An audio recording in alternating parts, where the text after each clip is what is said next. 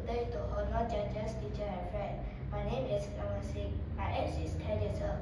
Today I will present a story titled Cyrus and the Phone That Never Slept. Cyrus was a bright and cheerful girl who loved her mobile phone. She used it for everything: watching video, chatting with friends, playing games, even to leave falling asleep with music playing beside her. At first, it felt fun, but slowly starting to change. Cyrus up late watching video and feeling sleepy in school. Cyrus didn't enjoy read her storybook like before.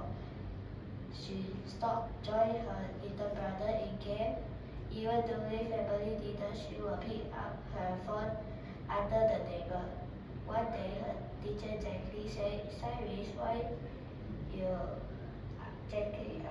Cyrus, why do you always look so tired?" Cyrus didn't know how to answer. That night, her mother said, why don't we take a phone break this weekend?" At first, Cyrus didn't like this idea. What will I do without my phone? Cyrus thought.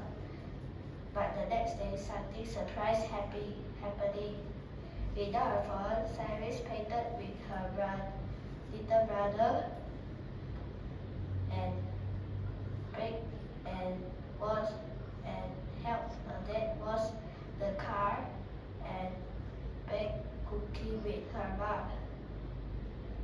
From that day, Cyrus still use her phone, but only after finishing her homework, helping at home, and spending time with her family. She found balance and made the day even better. The moral of the story is phone and screen can